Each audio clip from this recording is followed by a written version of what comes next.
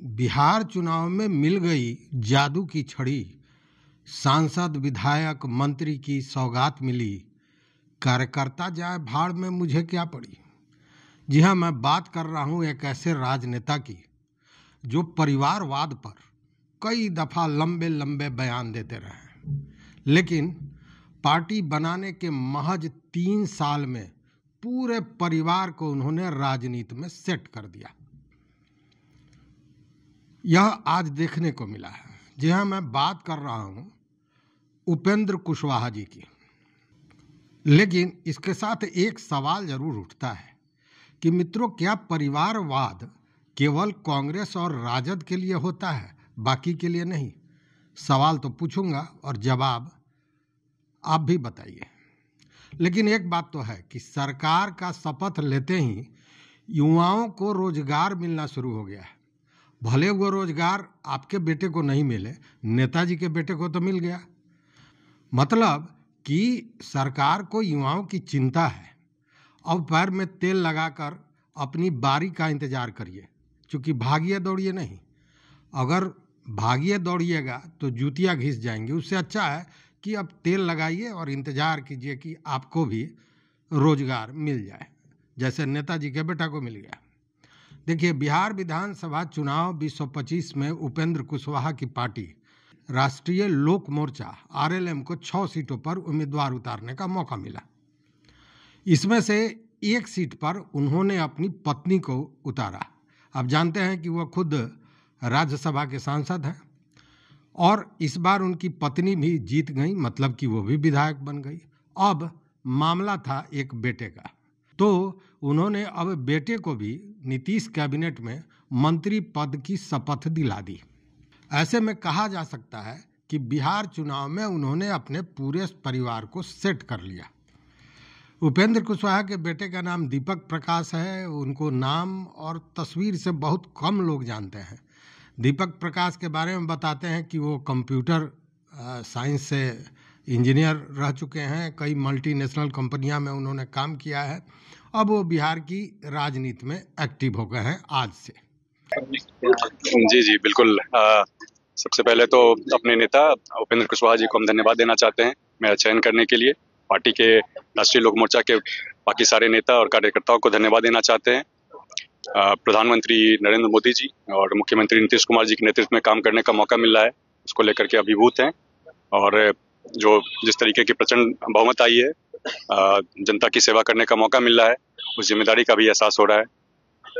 ना एमएलए ना एमएलसी ना ही मंत्री पद का शपथ लेगा, उस पर क्या? ये ऐसा अपने संविधान में भी इस तरह की व्यवस्था है।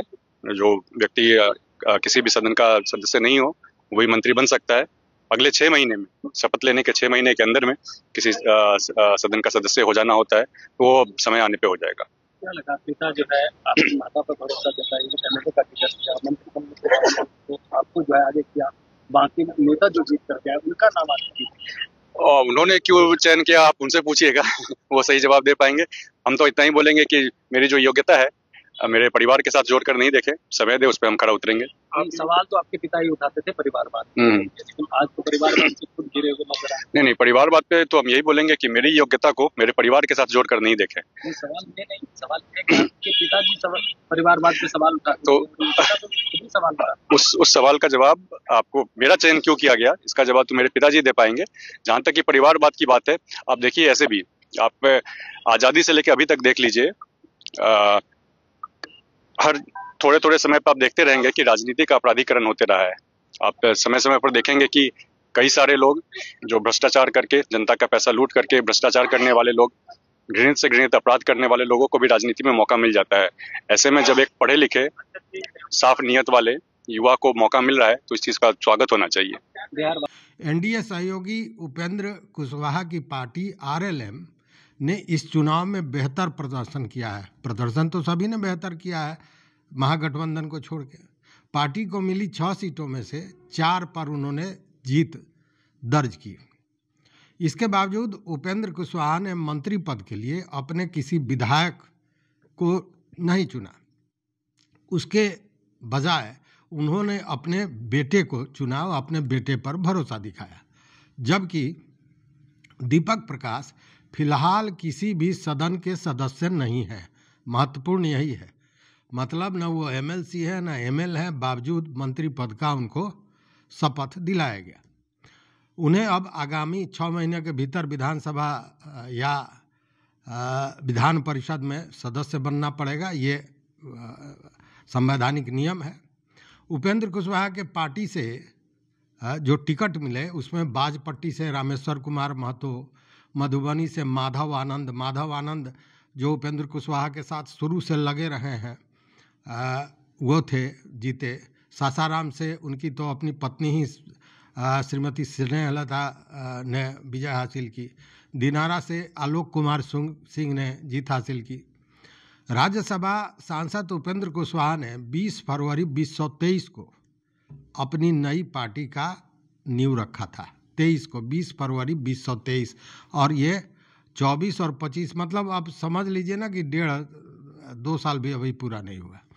पहली बार विधानसभा में चुनाव में उतरी आरएलएम को नीतीश में एक मंत्री पद मिला है। उससे पहले कुशवाहा 2013 में राष्ट्रीय लोक समता पार्टी रालोसपा उन्होंने बनाया था और 21 में जनता दल यूनाइटेड में उसको विलय कर लिया था। अब पूर्व केंद्रीय मंत्री उपेंद्र कुशवाहा ने अपने बेटे को प्रदेश की राजनीति में एक मजबूत जगह दिलाने की कोशिश की और उसमें सफलता भी उन्होंने पाई है। अब उन्हें मंत्री बनवा दिया गया है।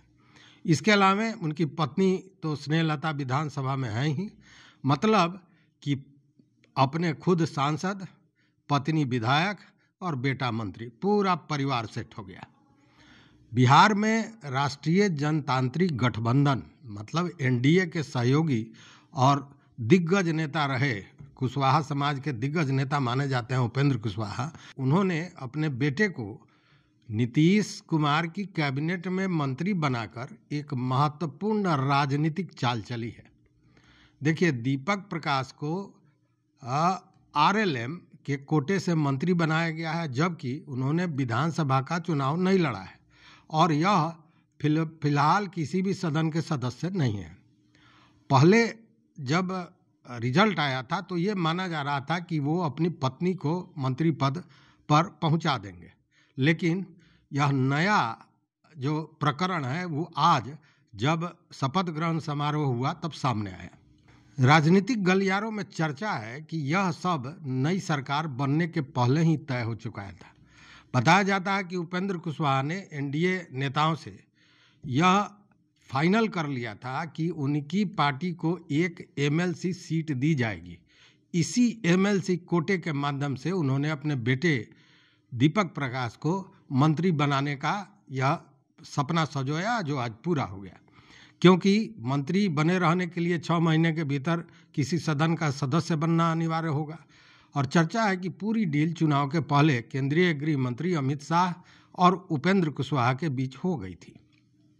देखिए, सीट बंटवारे के दौरान उपेंद्र कुशवाहा 15 सीटों की मांग कर रहे थे, लेकिन उन्हें 6 सीटें मिली और वो नाराज थे। उस समय का आपको बयान याद कीजिए, उनसे जब पत्रकारों ने पूछा कि क्या चल रहा है एनडीए में, तो उन्होंने कहा all is not well in NDA, वो उनका कथन था।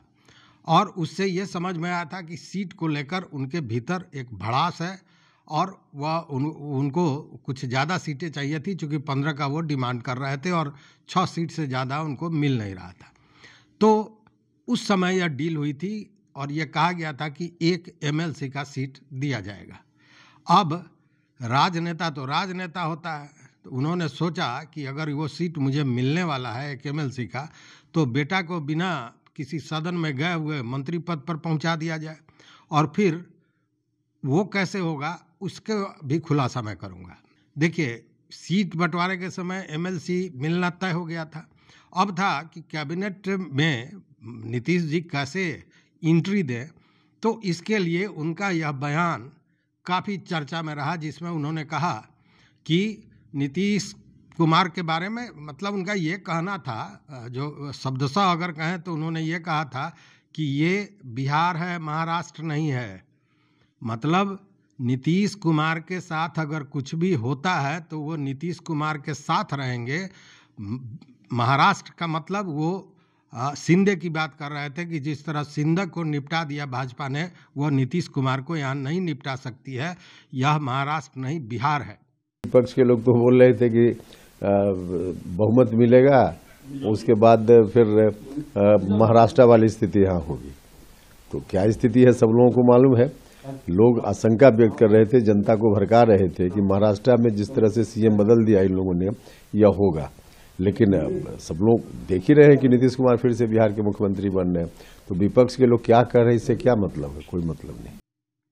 और यह बयान कहीं न कहीं भाजपा के लिए भारी पड़ गया। भारी इसलिए पड़ गया कि भाजपा को लगा कि अगर यह सहयोगी के रूप में नहीं आते हैं, और यह भी चर्चा हो रही थी कि मांझी भी सहयोगी नहीं बनेंगे, उस स्थिति में अकेले दम पर बनाना मुश्किल था भाजपा के लिए अपना सरकार, मतलब अपना मुख्यमंत्री। और उसी के चलते यह मौका कहीं ना कहीं यह भी माना जाता है कि नीतीश कुमार को मिला और बीजेपी बैकफुट पर चली गई। अब उसी का यह पुरस्कार है कि उनके बेटे को मंत्री के रूप में नीतीश कुमार ने अपने मंत्रिमंडल में जगह दी है। दूसरी बात कि दीपक प्रकाश को मंत्रिमंडल में शामिल करना जातीय समीकरण को साधने की भी एक रणनीति हो सकती है। क्योंकि बिहार में लौकुश मतलब कुर्मी और कुशवाहा जाति के मतदाता पारंपरिक रूप से एनडीए के साथ जुड़े रहे, मतलब नीतीश कुमार के साथ जुड़े रहे। और चूंकि नीतीश कुमार और उपेंद्र कुशवाहा इस जाति के सबसे बड़े चेहरे हैं, इसलिए कैबिनेट में कुशवाहा जाति का संतुलन बनाए रखने के लिए भी दीपक प्रकाश को मंत्री पद की शपथ दिलाई गई होगी। दूसरी ओर सम्राट चौधरी को बीजेपी कुशवाहा चेहरा के रूप में सामने ला रही है। उस स्थिति में नीतीश कुमार ने दीपक प्रकाश पर यह गेम खेला है। लेकिन अब इसके पीछे राजनीति जो भी हो, लेकिन इतना तो सच है कि उपेंद्र कुशवाहा ने अपने पूरे परिवार को राजनीति में सेट कर लिया। और सच पूछे तो कार्यकर्ता जो उनके साथ वर्षों से लगे हुए हैं, जो नेता लगे हुए हैं, उनके लिए शायद कोई सोच न उनकी है और न किसी अन्य राजनेता की है, क्योंकि सभी अपने परिवार को सेट करने में लगे रहते हैं, चाहे वो परिवारवाद पर जितना लंबा भाषण दे दें। तो इस वीडियो में बस इतना ही। देखते रहिए मत अभिमत। मित्रों, चैनल पर नए हो तो सब्सक्राइब कीजिए, लाइक कीजिए, दोस्तों के साथ शेयर कीजिए, लेकिन इस वीडियो पर अपना विचार जरूर दीजिए। बहुत बहुत धन्यवाद। कोटिशाह आभार।